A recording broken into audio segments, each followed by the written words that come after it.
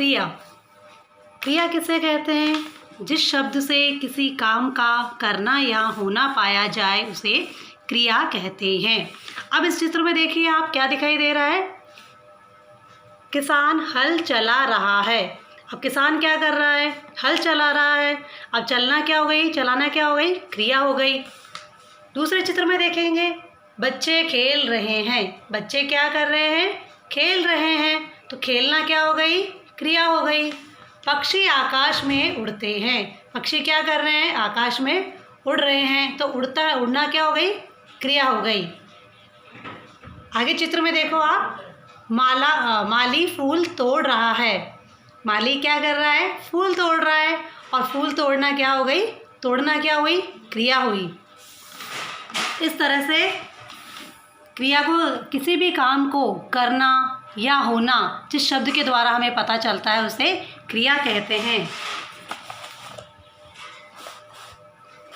अब सब ये परिभाषा देखिए, जिस शब्द से किसी कार्य के करने अथवा होने का बोध होता है उसे क्रिया कहते हैं।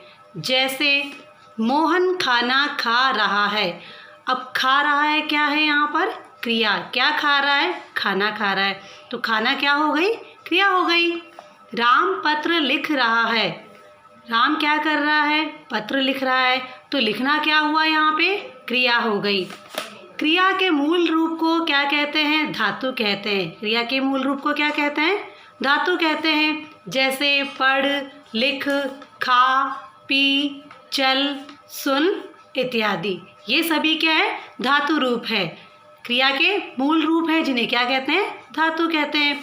मूल धातु में ना प्रत्यय जुड़ने पर, मूल धातु में ना प्रत्यय जुड़ने पर क्या होता है? सामान्य क्रिया का रूप सामने आता है। जैसे पढ़ना, लिखना, बोलना, खाना, पीना, सुनना आदि। क्रिया के भेद। क्रिया के कितने भेद होते हैं? देखिए, कर्म के आधार पर, रचना के आधार पर और काल के आधार पर। अर्थात क्रिया के 3 प्रकार से हम भेदों को बता सकते हैं।